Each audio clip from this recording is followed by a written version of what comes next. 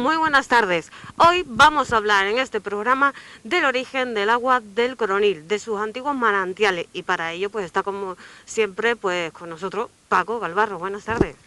Hola, buenas tardes, Eva. Bueno, estamos en el barranco, aquí lo hemos visto ya imágenes y que tenemos de vista ya no solo la Torre del Coronil y de la iglesia del Coronil y el castillo, sino también el Pilar. Pero también nos quería hablar, además del Pilar, que es lo que todos sabemos que procedía el agua también del Coronil, ¿qué otras cosas? Eso es. Siempre hay que partir de la base de que la población, los orígenes de las poblaciones, siempre tienen que estar situados en una zona donde haya suficiente agua para mantenerse, tanto las personas como los animales, sobre todo en la época en que la ganadería... En todas, creo, ¿no? En todas. En todas las épocas, y sobre todo en la época en que la ganadería era tan importante, que es la época más o menos que se funda el pueblo en la Edad Media, era imprescindible, en la época romana, en la época prehistórica también, que hubiera cerca agua. Entonces aquí en esta zona donde estamos ahora, que es el barranco, se ve muy bien por qué el Coronil se hizo donde está situado, y no se hizo, por ejemplo, en el Portizuelo, ¿no? Por decir algo, ¿no? ¿Por qué? Porque en el Portizuelo no hay agua, y aquí, sin embargo, hay varios manantiales, que vamos a ver algunos hoy, porque el manantial, el agua, es la vida. El agua es imprescindible para la vida. Sí, hay varios manantiales, pero todos tienen agua, siguen con agua, ¿no? La mayoría de ellos sí. Entonces, si estamos aquí en el barranco, y aquí se ve perfectamente, ahora ya hay muchas construcciones, y está un poco difuminado lo que era el barranco antiguo. Pero el barranco antiguo en realidad era una depresión del terreno que se había formado por la erosión de las aguas que confluían aquí en este punto. Esta era la vaguada, donde venía a parar el manantial que salía ahí al lado del castillo, por la calle Cura Barranco, el manantial de la cuesta del Pilar, la mina del Pilar, el manantial de la fuente de la Marquesa y el manantial de la cueva de la Coscorrona. Entonces todos estos manantiales, con el paso de los milenios, van arrastrando, van erosionando, y formaron aquí lo que le da nombre a esta zona, que es barranco, porque efectivamente aquí había un barranco que tenía acantilados rodeándolos por todas partes. Ahora mismo vemos, por ejemplo, donde estamos, pero todo esto es de nueva construcción. ¿Sí? Esto empezó a rellenarse a partir de los años 80. Mientras tanto, este era un sitio común donde todos los vecinos de la zona tiraban las basuras, pues no había servicio domiciliario de basura como hay ahora, sino que... ¿En qué año? Estamos hablando en los años, hasta los años 80, un poquito menos, hasta ¿En los años 80 no había recogido basura? Sí, estoy diciendo que en los años 80 es cuando se hace esto. Sí. Pero antes esto era un barranco, ¿sí? Que estaba completamente dejado de la mano de Dios, que esto era un descampado, un ejido comunitario, y entonces aquí lo que había era como una depresión, un barranco, que estaba rodeado por unos acantilados que estaban, una parte de las paredes esas, por ejemplo, esas casas, acababan en un auténtico desfiladero, un alto en la roca, que había ido arrastrando poco a poco el arroyo del Pilar que nacía en el Pilar, y los manantiales que hemos dicho antes, ¿no? Me estás contando, todos los manantiales del Coronil casi desembocaban aquí. Entonces, el día que llovía torrencialmente, ¿qué pasaba aquí? Esto era un río, aquí se formaba un río. El agua que venía del Cerro Palo, de allí por la parte de la Pontezuela, venía todo el agua aquí a parar, por ahí arriba, por el lado de la Cuesta de la Mina. Venía también todo el agua de donde estaba Islas Malvinas, la calle San Sebastián y todo eso entraba todo por aquí, por la calle 1 de Mayo actual, que entonces se llamaba calle Canterrana, Ibarriete, ¿no? Y ahí venía el agua del campo de tenis, de donde está la zona de las Malvinas. Aquí confluían todas esas aguas por arriba, porque el sistema de alcantarillado era muy deficiente, casi no había alcantarillado, había muchas calles que no tenían alcantarillado. Entonces el agua iba por arriba, iban buscando el sitio más bajo que este.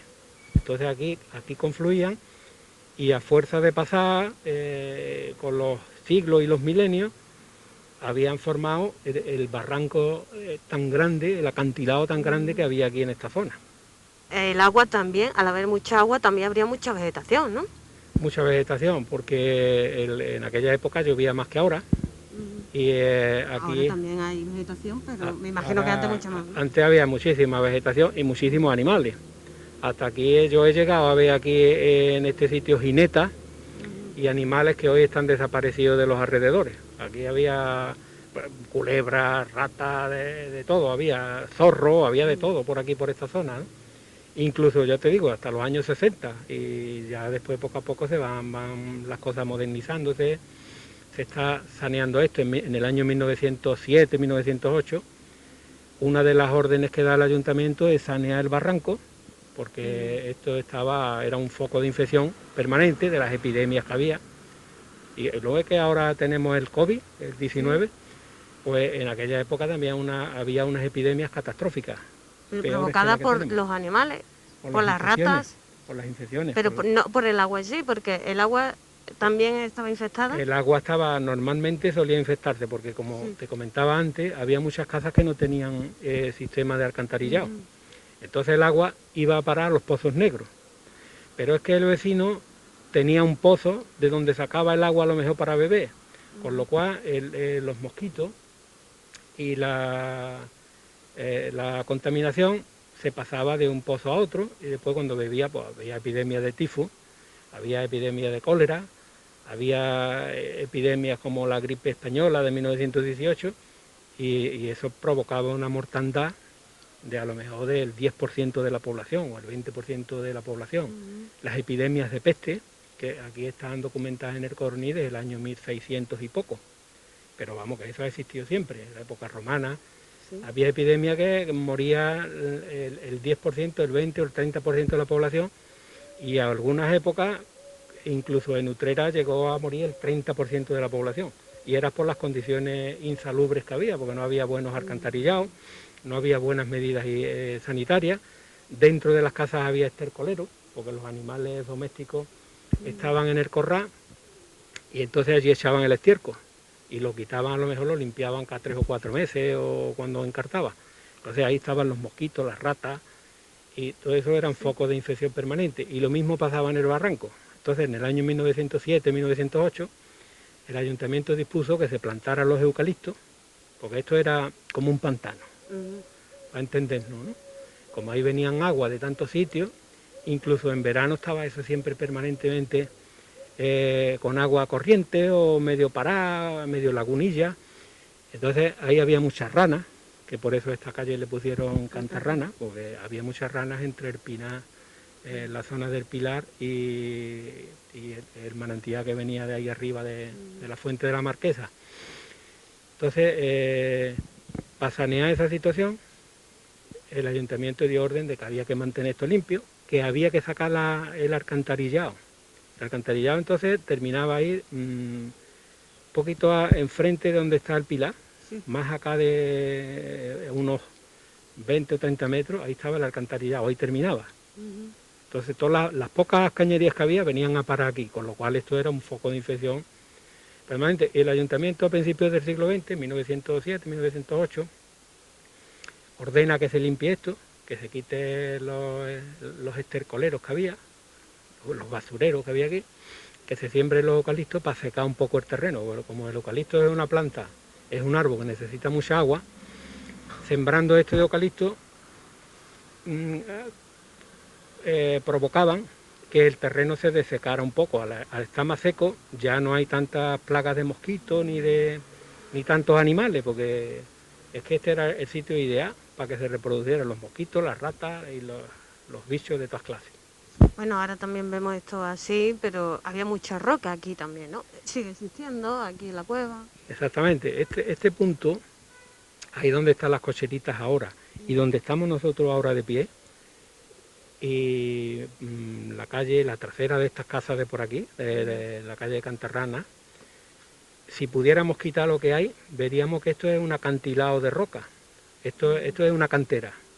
Y de esta cantera se cortaron muchas piedras de las que las que sirvieron después para construir el castillo de las 5 esquinas y para construir la iglesia, que fueron los 2 primeros edificios que se hacen en el pueblo. Entonces, esto era una cantera. Bueno, se hicieron en épocas diferentes, pero los dos cogieron... No, épocas distintas. No mucho. No mucho, porque cuando los cristianos, eso son de época cristiana, Sí. los cristianos cuando ocupaban un sitio, lo primero que hacían era un castillo para defenderse y una iglesia para rezar, porque eran los 2 puntos, los 2 pilares fundamentales de la cultura cristiana. Uno, la defensa, porque esto era tierra de frontera y había incursiones de los moros, y había también, era guerra, un sitio de guerra, de frontera, pero de guerra. Había épocas de paz, pero había otras épocas que había beligerancia, había ataques mutuos, entraban expediciones aquí a robar, los cristianos pasaban a la zona mora a robar también, a coger prisioneros y ese tipo de cosas. Y era una actividad económica como otra cualquiera, ¿no? Entonces los 2 primeros edificios, el castillo y la iglesia, que por cierto el castillo este, lógicamente es el castillo de la villa porque es el que está en el pueblo, pero el nombre que ha tenido siempre, popularmente, es el castillo de las 5 esquinas, porque tiene 5 torres y la gente lo llamaba el castillo de las 5 esquinas.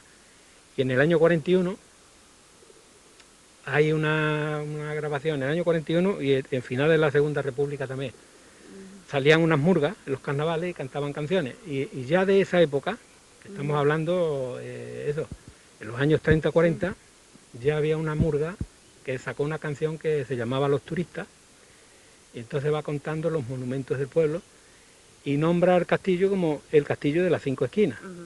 Pues lo vamos a dejar ahí porque ya hablaremos un día del castillo de las 5 esquinas, ¿no? Correcto, me parece muy bien. El castillo de la villa. Castillo de la Villa con Castillo de las 5 esquinas. A mí me gusta más el nombre de Castillo de las 5 esquinas porque es más original. Porque Castillo de la Villa tienen todos los pueblos de España, o casi todos, ¿no? Pues vamos a entrar, que aquí está la cueva de la Coscorrona, ¿no? La cueva de la Coscorrona, que también es un sitio emblemático de aquí del Barranco, sobre todo para los niños, ¿no? De todas las épocas, lleno de leyendas y de historias, ¿no? ¿Todas de miedo? Un sitio de misterio para los niños era un sitio... Misterioso, ¿no? Sí, nos daba un poquito de miedo.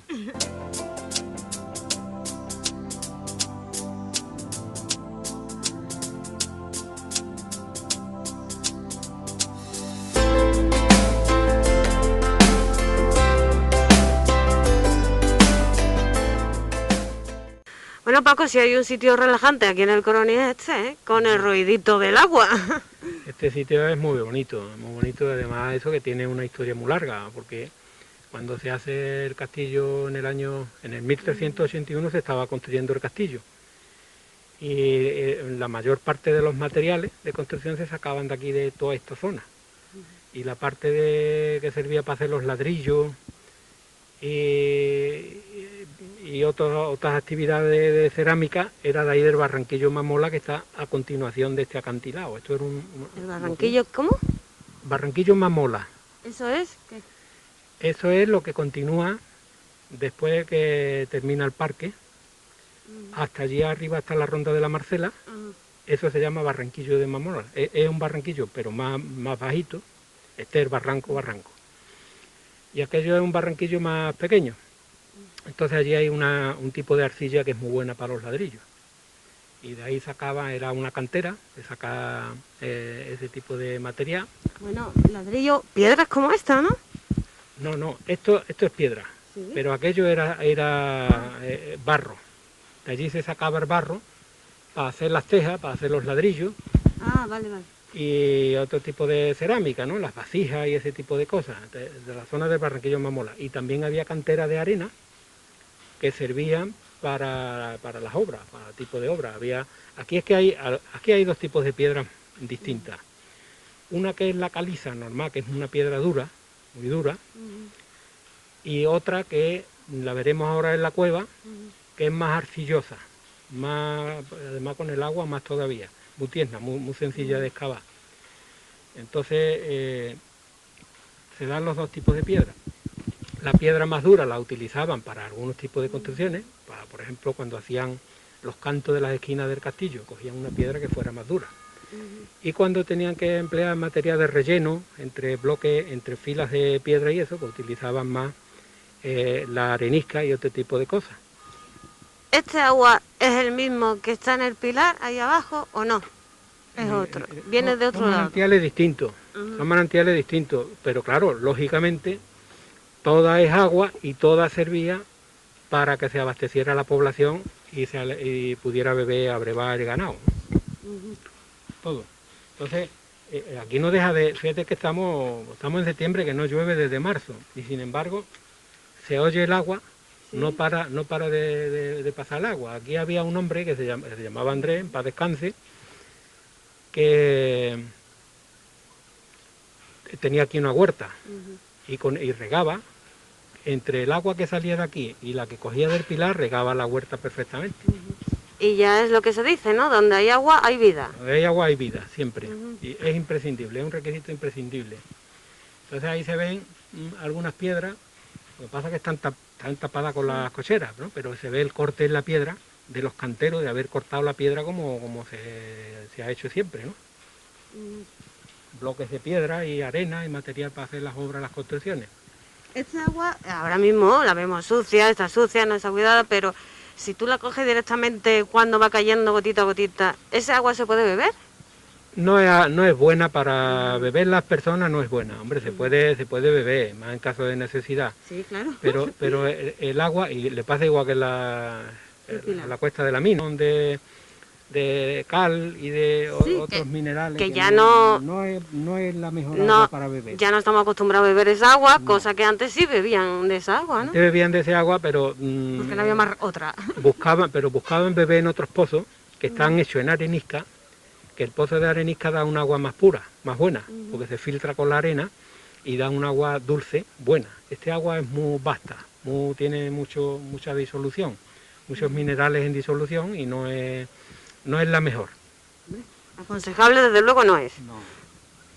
Entonces además lo que te comentaba, que como hay muchas casas que no tenían alcantarillado, no tenían sistema de evacuación de aguas residuales, algunas veces venían a parar para acá, se filtraban por los pozos negros y llegaban aquí tarde o temprano a estos manantiales. Pues vamos a acercarnos a ver un poco la cueva, la entrada de la cueva, porque entrar no vamos a entrar, ¿o sí? entrar nos va a costar un poco de trabajo porque eso es muy bajito. Sí. Nosotros entrábamos cuando éramos niños, que teníamos 7 o 8 años, entonces si entrábamos... Hay que entrar arrastrándose, ¿no? Y lo que también veo que hay bastante agua. Eso puede tener de altura aproximadamente 1,20 m, 1 metro y algo. Lo que pasa es que la parte de abajo está ahora mismo cubierta de agua, ¿no? Sí.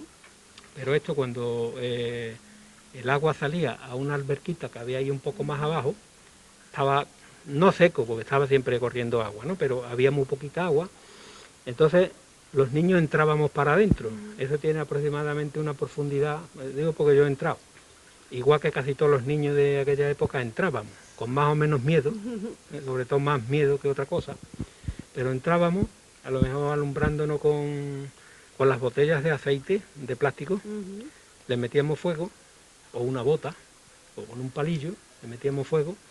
Pues no, entonces en aquella época no teníamos linterna, en los años 60 no teníamos linterna nosotros. Y entrábamos por ahí, y ahí tiene una profundidad aproximadamente de unos 10 metros, 12 metros.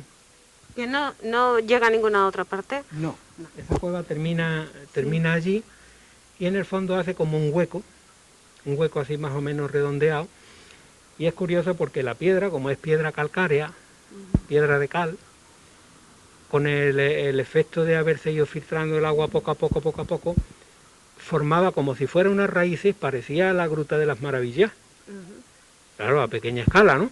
Pero había, en el fondo del todo, era eso lo que había, un hueco redondo que tenía así un color blanco, como de mármol, ¿no? Pero pensaba, ese hueco redondo ya era más grande, de altura y de todo. Un poquito más grande, pero la cueva más o menos tiene las mismas dimensiones en todo el recorrido. Yo imagino que la hicieron, yo creo que es artificial, aprovechando un manantial que ya había hecho su trabajo y había hecho un poquito de erosión. Entonces, aprovechando eso, ahí fueron buscando, excavando a ver si les daban con más agua, o bien buscando otro tipo de minerales. Porque esta zona del Coroní, aquí no precisamente Coroní, pero de la Guzadera y la parte de la Sierra del Aitar y todo eso, había explotaciones de minas de plata. Entonces a lo mejor buscando minerales o buscando a ver qué tipo de rocas había ahí detrás para utilizarla después como cantera, ¿no? Como explotación. Que la abrieron para explorar un poco que había, ¿no? O que podían sacar de ahí. Yo pienso que sí, que la abrieron. Y ahí lo que pasa es que como eso es muy sencillo de excavar, porque eso es arena, esto es de la época que esta zona estaba inundada. Muy sencillo de excavar, pero sin embargo, pues aquí lleva toda la vida, ¿no? Toda la Y ni el agua, ni nada. Nada, de vez en cuando hay desprendimientos. Sí, se erosiona un poco, ¿no?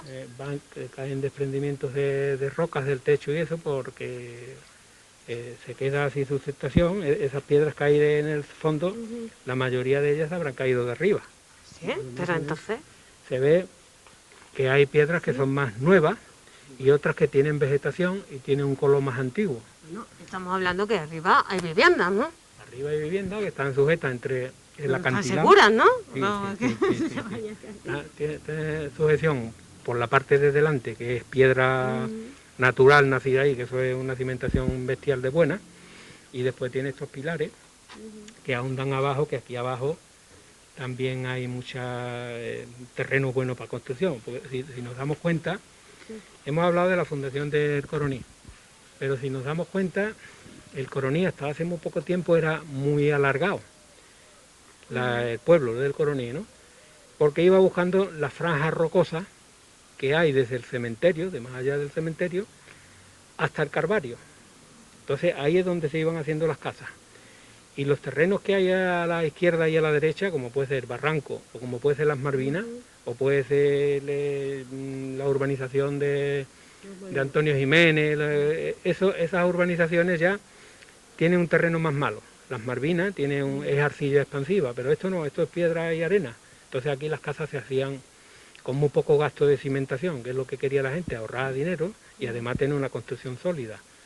Por eso el pueblo crece desde allí, en dirección al cementerio, en esta dirección, la calle San Sebastián, la calle 1 de Mayo, que entonces era Cantarrana, son prácticamente de las primeras que se hacen, junto con las que hay alrededor del castillo, que todo eso también es un subsuelo rocoso y de arena. Yo también he entendido que las casas se hacían alrededor de la iglesia, ¿no?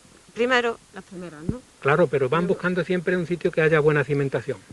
Un sitio en alto para que tenga buena defensa, para poder ver a los enemigos que se acercan y para poder siempre tener una posición más alta que el que ataca, porque es como mejor se defiende. Pues tú estás más alto, tiras una piedra y el de abajo además pues, tiene que buscarse la vida si quiere intentar escalar. Ley de vida, ¿no? Le pasa a los animales, le pasa a todo el mundo, ¿no? Busca la parte de arriba, entonces la parte de arriba, el Coroní está hecho sobre 3 colinas, que son la colina del castillo y la iglesia y la isla de la San Sebastián, la calle San Sebastián, que también está en alto, y esta parte de aquí del Palomar que también está en alto. Entonces, en esos sitios es donde van haciéndose las primeras casas, primero alrededor de la iglesia, como tú muy bien decías antes, pero luego después, cuando ya el pueblo en el siglo XV, XVI, XVII va creciendo, ya se va expandiendo, pero siempre buscando las franjas rocosas y de arena que hay, que te comentaba antes, que va desde allí, desde el cementerio, hasta el Calvario, incluso que después sigue por la Viña de los Pinos y la Guzadera, pero vamos, como el pueblo no ha crecido tanto, se ha quedado a esta parte nada más, ¿no? Bueno, ¿dónde vamos a ir ahora? Hemos visto un poco el barranco, hemos visto la cueva de la Coscorrona. ¿Eso de la cueva de la Coscorrona por qué? El nombre es un misterio. El nombre no se sabe. No se sabe de qué viene, pero sí hay una leyenda muy curiosa.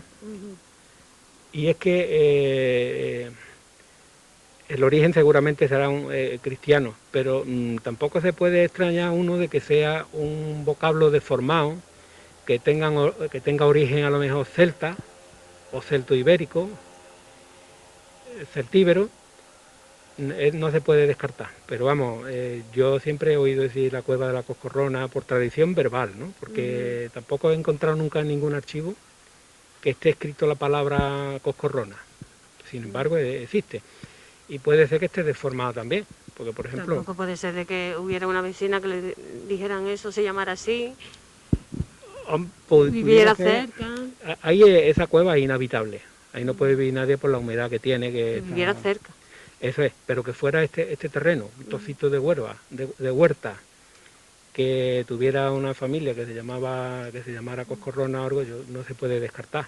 Porque como no hay documentación, puede ser que tuviera aquí su huertecita, ¿no? Una señora que se llamara así. Pero es una cosa muy curiosa, y es que tanto la cueva de la Coscorrona como la fuente de la Marquesa que veremos después,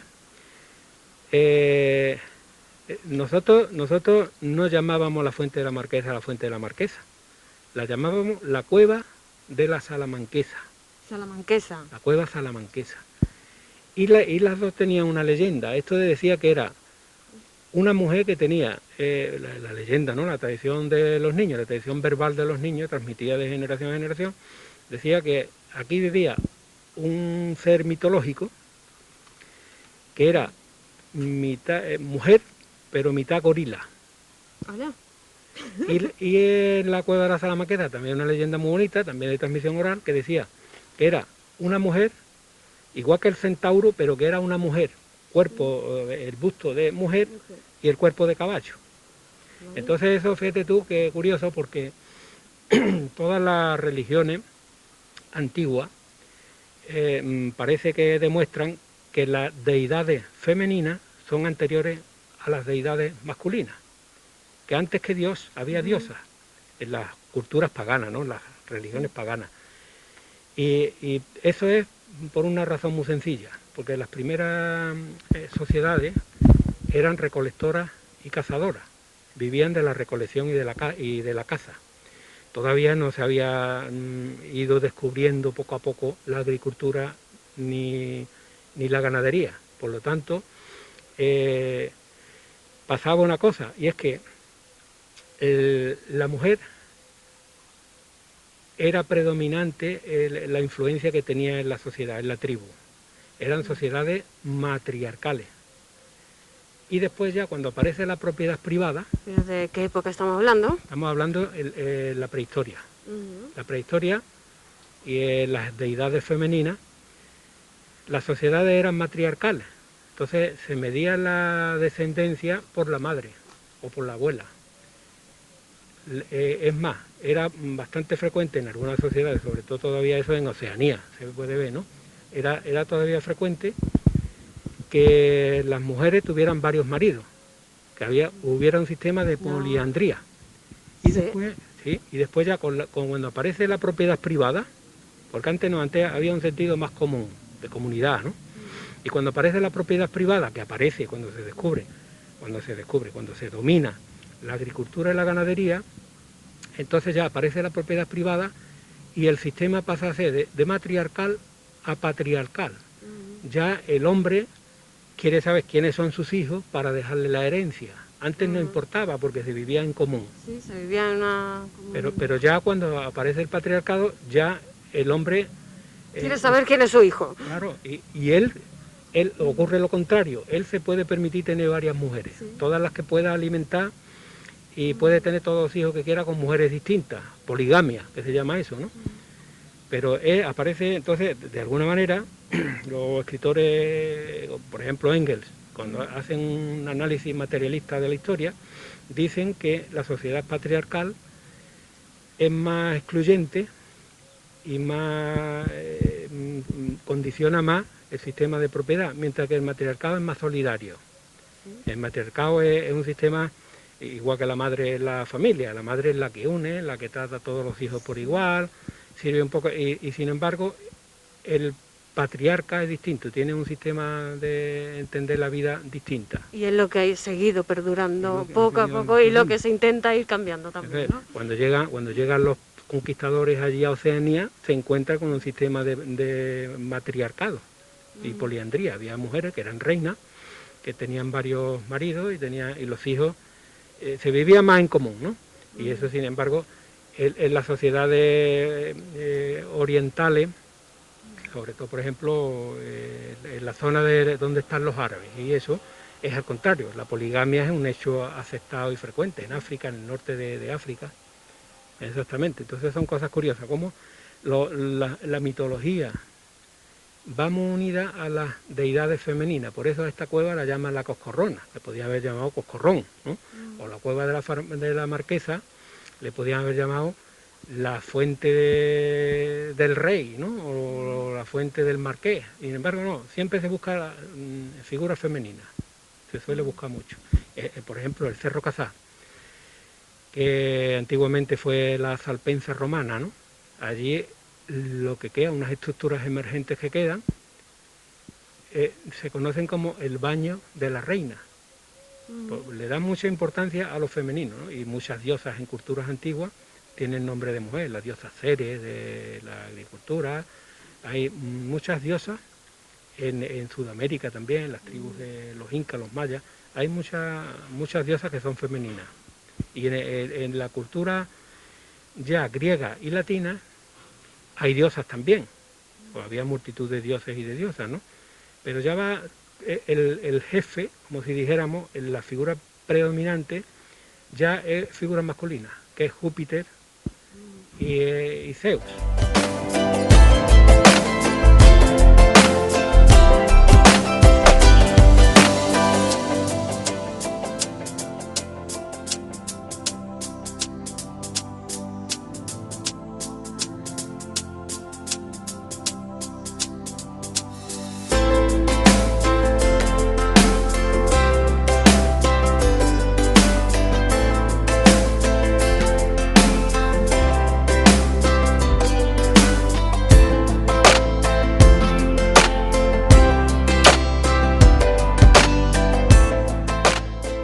En el barranco seguimos y estamos en un rincón del barranco. Esto es una piedra, pero que es conocido como la Fuente de la Marquesa.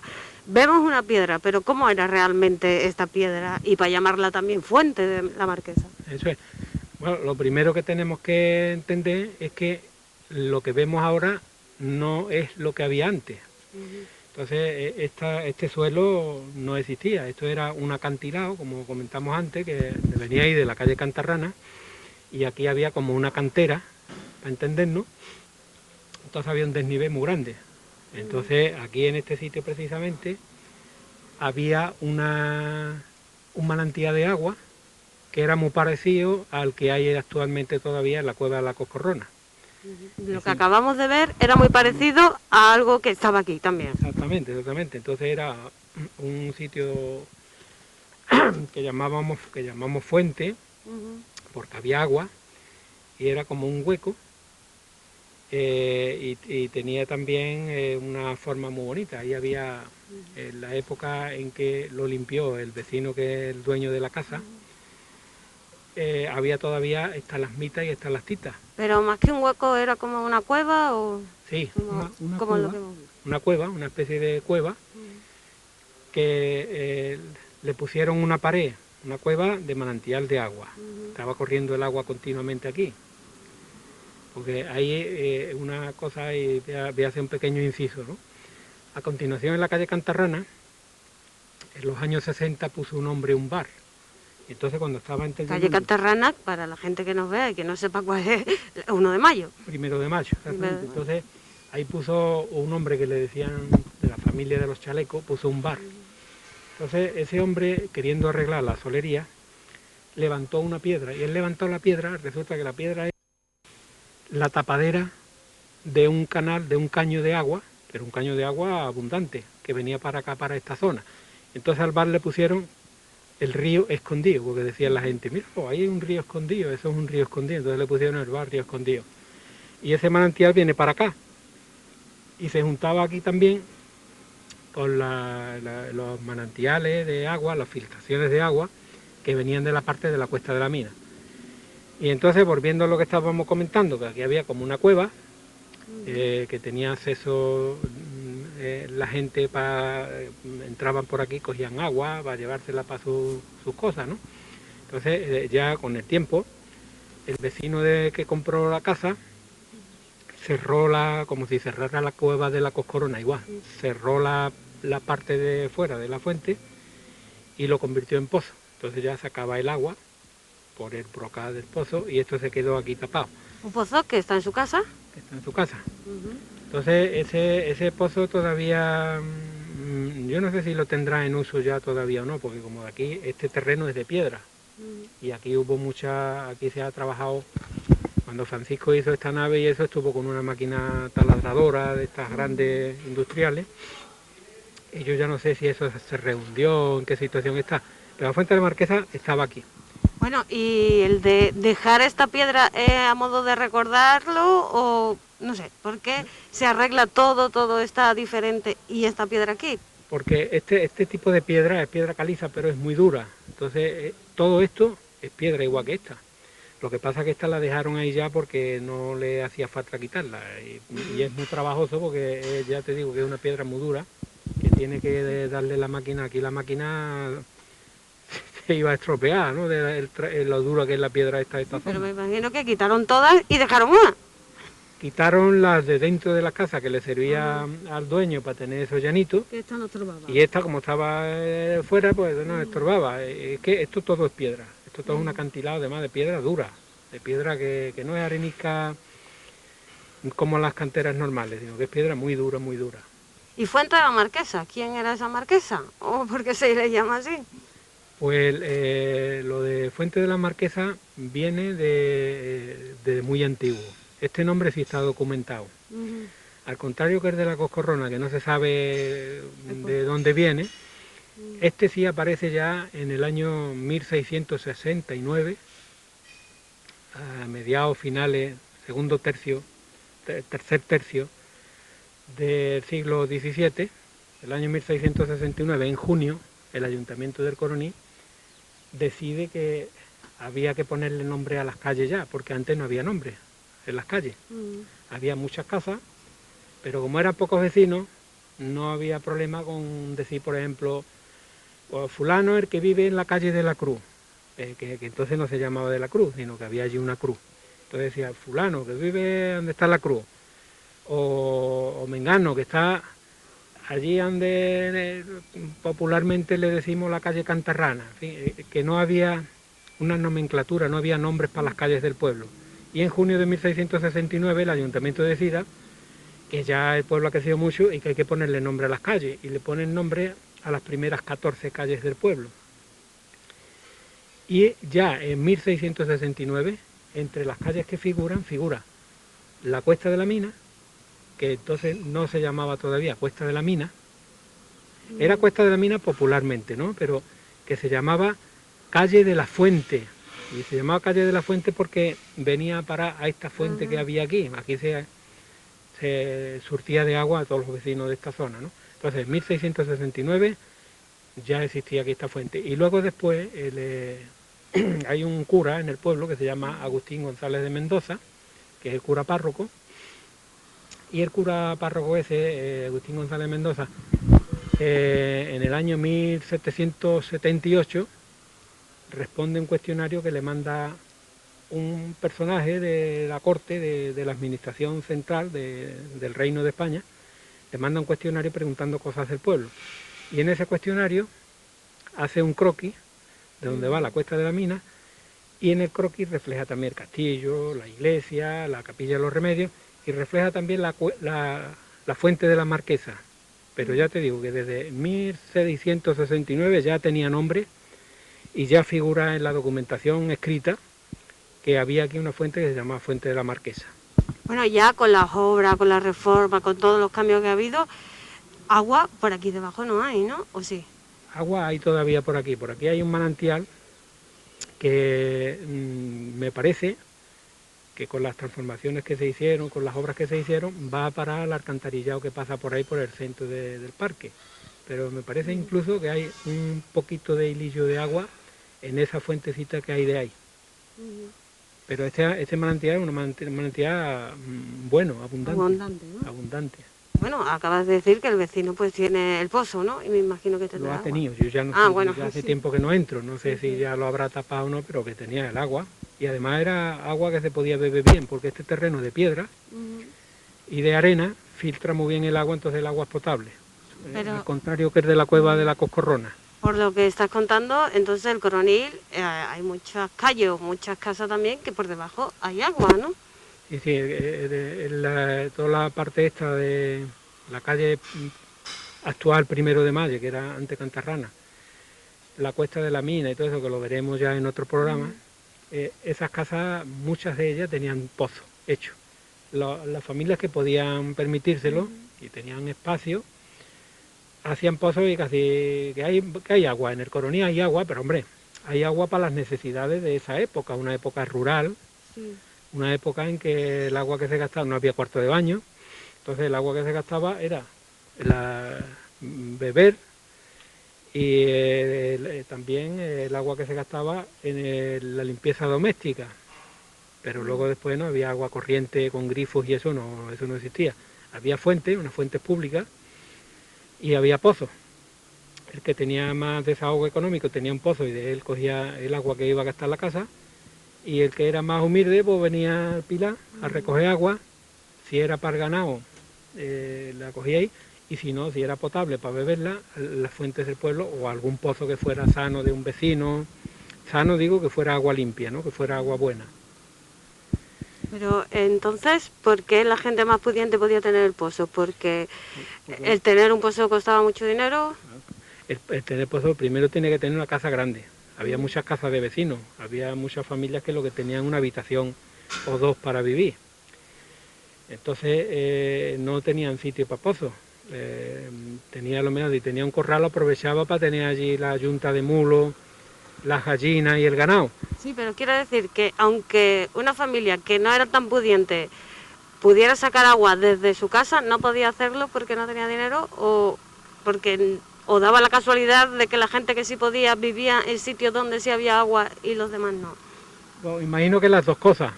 El que podía tenía dinero y podía hacerse un pozo se lo hacía. Y el que no, pues tenía que ir por el agua a otro sitio donde la hubiera. Entonces, el que hacer un pozo había que hacerlo a mano, con espuertas, sacar la tierra a puerta, tenía que tener un hombre trabajando, 2 hombres o 3, ¿no? Trabajando a lo mejor un mes para hacerse el pozo, había que pagarle el sueldo, eso costaba mucho dinero. Entonces había mucha gente que no tenía casi ni para comer, no podía gastarse ese dinero en abrir pozos, pero en el Coroní en casi muchísimas casas tenían antiguamente pozos. Y todavía hoy, si se hiciera excavación buscando agua, en muchos sitios se encontraría algo. Ya te digo, para un gasto corto, no de agua, no para gastar como gastamos ahora, que gastamos los miles de litros como si eso no fuera falta nunca. En aquella época lo que gastaba una casa a lo mejor era 2 cántaros de agua. Lo justito, ¿no? Y se lavaba un poco. Se lavaba cuando empezaba el buen tiempo, y ya eso, pues a lo mejor una vez a la semana te lavaban los pies, pero eso de lavarse a diario, ducha, eso es un invento muy, muy moderno, eso ya de los años 70 casi, ¿no? Entonces eso que sí, que el consumo de agua se ha disparado, eso ya no hay agua suficiente con ese tipo de abastecimiento. De hecho el agua, fíjate tú de dónde viene, de los kilómetros que viene, ¿no? Para que llegue aquí al Coroní.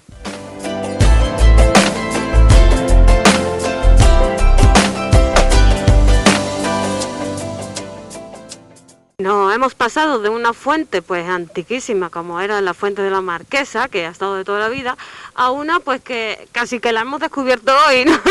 Porque esto, quizás con la obra que se ha hecho ahora nueva, pues ha aparecido, está echando agua y estamos viendo de dónde puede venir la procedencia de este agua. Aquí, como hemos comentado antes, la calle esa se llama Cantarrana porque aquí había filtraderos de agua, había un arroyito que estaba corriendo permanentemente. Entonces aquí venían a parar las filtraciones de los manantiales que hay por ahí arriba, por la calle 1 de Mayo y San Sebastián, y por esta parte de aquí, que creo yo que será lo más probable, que este agua venga de la mina de la Cuesta, que pasa por aquí, por esta calle de detrás. Entonces las filtraciones que haya, seguramente viene aquí este goteo permanente.